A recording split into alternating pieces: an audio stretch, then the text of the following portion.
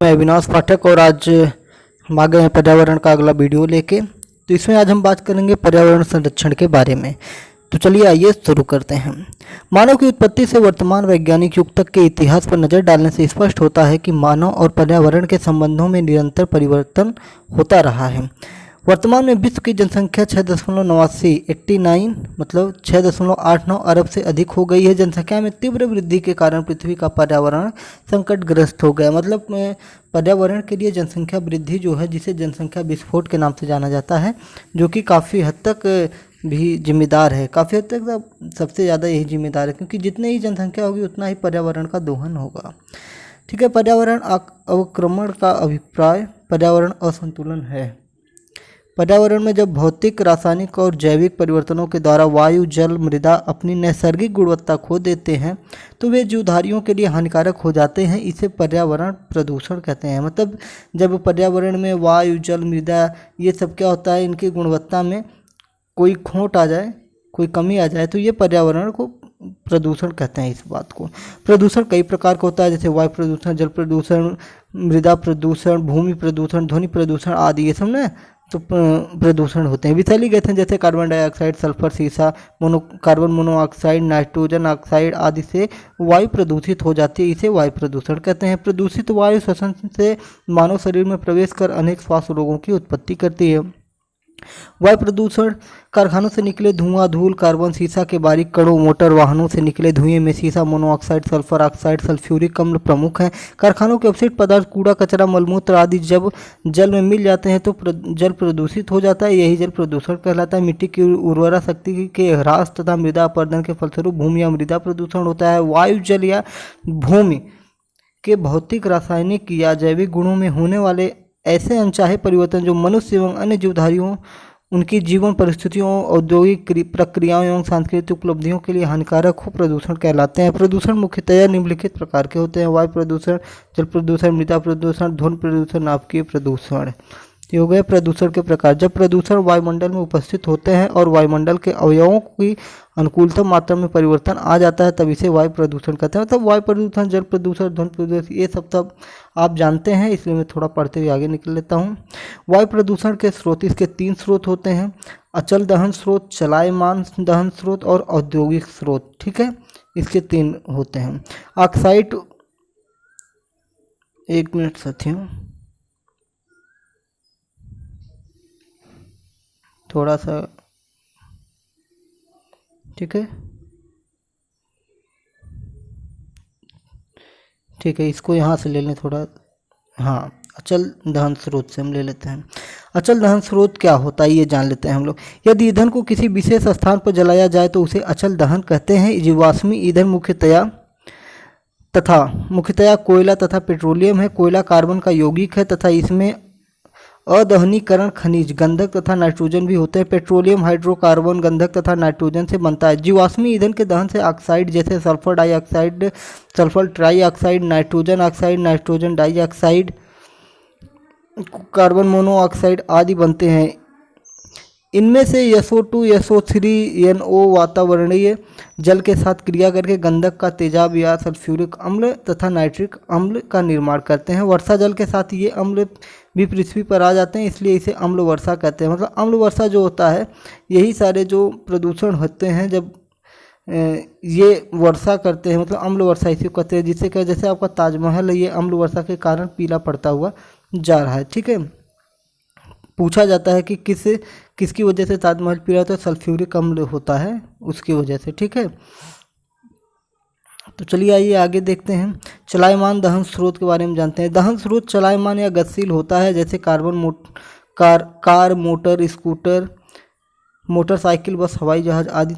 तब इसे चलायमान दहन स्रोत कहते हैं। ठीक है, बड़े शहरों में स्वचालित वाहन प्रदूषण के मुख्य स्रोत हैं। इस स्रोत के मुख्य प्रदूषक हैं carbon monoxide, CO, carbon monoxide 77.2%, ठीक है, नाइट्रोजन ऑक्साइड ये 7.7% तथा हाइड्रोकार्बन हो गया 13.7%। पेट्रोलियम के दहन में अनेक कड़कीय लेड यौगिक जैसे टेट्राथाइल लेड तथा टेट्रामिथाइल लेड उत्पादित होते हैं। इन यौगिकों से हीमोग्लोबिन का निर्माण रुक जाता है। हीमोग्लोबिन मतलब जो हमारे शरीर में हीमोग्लोबिन होता है उससे, जिससे सांस लेने में प्रॉब्लम होती है, ठीक है, जिसकी वजह से सांस लेने में प्रॉब्लम होती है। जब स्वचालित वाहनों से नाइट्रोजन ऑक्साइड तथा हाइड्रोकार्बन निकलते हैं तो ये पदार्थ सूर्य के प्रकाश की उपस्थिति में पारस्परिक क्रिया कर नाइट्रोजन डाइऑक्साइड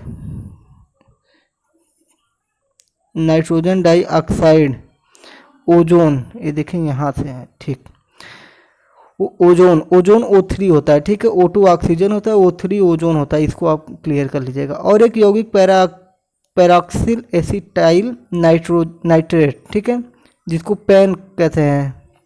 पैन का फुल फॉर्म पूछ देता है कि पैन का फुल फॉर्म क्या होता है, पैराक्सिल एसिटाइल नाइट्रेट होता है, ठीक है। ये क्या कहते हैं, जंतुओं के श्वसन तंत्र को प्रभावित करते हैं और मानव के नेत्रों को भी प्रभावित करते हैं, ठीक है। आंसू निकलता है इससे, यह रबड़ के सामान, कपड़ों आदि को भी हानि पहुंचाते हैं। पैन विशेषतः पौधों को हानि पहुंचाता है, ठीक है, पौधों को हानि पहुंचाता है, ठीक है। NO2 O3 तथा पैन सामूहिक रूप से प्रकाश रासायनिक स्मोक कहलाते हैं, ठीक है। औद्योगिक स्रोत, उद्योगों से गैसें जैसे कार्बन मोनोऑक्साइड, सल्फर डाइऑक्साइड आदि तथा कणकीय पदार्थ आदि निकलकर वायुमंडल को प्रदूषित करते हैं। कार्बनिक पदार्थों को गर्म करने से गैसें उत्पादित होती हैं, ठीक है। क्लोरीन तथा फ्लोरीन युक्त हो गया क्लोरोफ्लोरोमीथेन, ठीक है, तथा वातावरण में वायुमंडल में मिल जाती हैं और ये क्या कहते हैं, प्रदूषण करती है, वायुमंडल को प्रदूषित करती हैं, ठीक है। अब इससे दिक्कत क्या होती है, तो मशीनों के चलने में, पदार्थों को पीसने, कूटने, रंगने से तथा छेद करने से ठोस कण या कणकीय पदार्थ वायुमंडल में मिलते रहते हैं, ठीक है। ठोस कण जिनकी माप 2 MB से अधिक होती है नाक के बालों में अटक जाते हैं। सामान्यतः ये बाहर निकाल दिए जाते हैं। इनसे छोटे कण निःश्वसन क्रिया द्वारा फेफड़ों की एल्वियोलाई में पहुंच जाते हैं, वहां पर ये विशिष्ट कोशिकाओं द्वारा अवशोषित कर लिए जाते हैं। सल्फर डाइऑक्साइड कोमल ऊतकों द्वारा अवशोषित की जाती है, जिसके कारण आँख, कान, नाक, गला प्रभावित होते हैं और इन्हें हानि होती है, ठीक है। SO3 NO तथा CO रुधिर में पहुंचकर हीमोग्लोबिन से संयुक्त हो जाते हैं, जिसके फलस्वरूप ऑक्सीजन परिवहन में रुकावट होती है, ठीक है। क्या होता है, हीमोग्लोबिन में, जब हीमोग्लोबिन क्या है, ऑक्सीजन को पूरे बॉडी में पहुंचाता है। जब भी हीमोग्लोबिन प्रभावित होगा तो वो ऑक्सीजन को पहुंचाना बंद कर देगा। NO की अधिकता सांद्रता से फेफड़ों को हानि पहुंचता है। हाइड्रोकार्बन से कैंसर होने की संभावना होती है। सल्फर डाइऑक्साइड से वनों के पेड़ों पर हानिकारक प्रभाव होता है। फ्लोराइड पत्ती के ऊतकों को हानि पहुंचाते हैं। नाइट्रोजन तथा फ्लोराइड के ऑक्साइड फसल की उत्पादकता को कम करते हैं। हाइड्रोकार्बन से पत्तियां समय से पहले ही गिर जाती हैं और पुष्पों की पंखुड़ियां मुड़ जाती हैं तथा कलियां खिलने से पहले ही झड़ जाती हैं। प्रकाश रासायनिक संयोग से पत्तियों का रंग उड़ जाता है, ठीक है। वायु प्रदूषण द्वारा पेड़ों पर लाइकेन की वृद्धि में अवरोध हो जाता है, ठीक है। लाइकेन की वृद्धि में अवरोध हो जाता है। तो वायु प्रदूषण से क्या होता है, नाक, कान, आँख की श्लेष्मिक झिल्ली प्रभावित होती है। फ्लोराइड द्वारा अस्थि तथा दांत का अत्यधिक कैल्सीकरण होता है। इस रोग को फ्लूओरोसिस कहते हैं, ठीक है, फ्लूओरोसिस कहते हैं। ये चीज़ें हो गई आपका इम्पोर्टेंट में। आप देख सकते हैं कि वनों के नष्ट होने से तथा जीवाश्मी ईंधन के अत्यधिक दहन से वायुमंडल में कार्बन डाइऑक्साइड की मात्रा बढ़ जाती है। इसी कारण से पृथ्वी का तापक्रम पौध घर प्रभाव जो होता है, ग्रीन हाउस इफेक्ट जो होता है, वो बढ़ जाता है, ठीक है। चलिए, प्रकाश रासायनिक स्मोग ये हो गया आपका। वायु प्रदूषण नियंत्रण के लिए आप जानते हैं क्या करना होता है, प्रकाश रासायनिक स्मोग को दूर करना चाहिए। यह तभी संभव होगा जब विद्युत चालित बैटरी चालित सूर्य की रोशनी द्वारा चालित या स्वचालित वाहनों का आविष्कार किया जाए। मतलब जो ये आपका ई-रिक्शा हो गया, स्कूटर हो गया और सोलर सेल हो गया, सोलर लाइट, सोलर पंप हो गया, इन सब का जितना आविष्कार होगा उतना ही आपका ये प्रदूषण कम होगा, ठीक है। तो जल प्रदूषण के स्रोत हो गए, ये आप जानते हैं जल प्रदूषण क्या होता है, मानव और प्रकृति के द्वारा दोनों से होता है। मानव द्वारा जल प्रदूषण क्या होता है कि अपशिष्ट, कचड़े, कूड़े कचरे और ये आपके जो विषैले पदार्थ जाते हैं जल में बह के, वो सब होते हैं, ठीक है। तो ये जल प्रदूषण के स्रोत हैं। आइए देख लेते हैं इधर थोड़ा।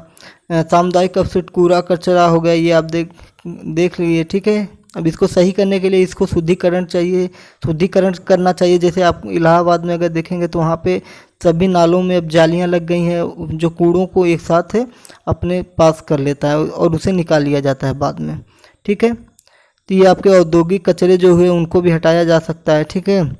और ये सारी चीज़ें आप प्रदूषण को रोक सकते हैं। तो ये कुछ इम्पोर्टेंट खास नहीं था, जो इम्पोर्टेंट था हमने ऊपर बता दिया आपको। जल प्रबंधन एक बार अगर आपको हम बता दे रहे हैं तो ये आपको सही हो जाएगा, आखिरी टॉपिक हो जाएगा, ठीक है। जल प्रबंधन देखें, जल प्रबंधन के क्षेत्र में एक प्राचीन अवधारणा को पिछले दिनों बल मिला है, वह है जहाँ जल जहाँ गिरे उसे वहीं कब्जा कर लो, ठीक है। मतलब कहने का मतलब है कि जल जहाँ पर गिरे उसे वहीं पे गड्ढा बनाकर या किसी भी तरह से उसे ज़मीन के अंदर भेज दो या कुछ कर दो, कुआं बनाकर, ये सारी चीज़ों के द्वारा इसको एकत्र कर लेना चाहिए, ठीक है, जिससे वो भूमि के अंदर चला जाए। इस विधि को चेन्नई जो है मद्रास में है, में अपना कर जल संकट को पहले ही कम किया गया है। राष्ट्रीय राजधानी क्षेत्र की 50% जल की आपूर्ति केवल वर्षा जल से ही इस प्रकार हो सकती है। जल प्रबंधन की इस विधि को रेन हार्वेस्टिंग कहते हैं। रेन हार्वेस्टिंग पूछ देता है एग्जाम में कि रेन हार्वेस्टिंग क्या है, तो वही है कि जलों का संरक्षण करना, ठीक है। मृदा प्रदूषण के स्रोत की बात करें तो आप भी समझते हैं, कूड़ा करकट अपशिष्ट पदार्थ जो मिट्टी में मिल जाता है, कीटनाशक ज़्यादा कीट रसायनों का प्रयोग करना, और जैसे भारी धातुएं हुई, कैडमियम, जिंक, निकल, आर्सेनिक आदि खानों से मृदा में मिल जाते हैं, तो इससे क्या होता है, भूमि प्रदूषित हो जाती है। तो इन सबको रोकना चाहिए जिससे आपका भूमि प्रदूषण को रोका जा सके। तो ये आपका प्रदूषण था जो मोटा मोटा हमने आपको विस्तार के साथ बता दिया है। चलिए फिर अगले वीडियो में मिलते हैं। जय हिंद। चैनल को सब्सक्राइब जरूर करिएगा।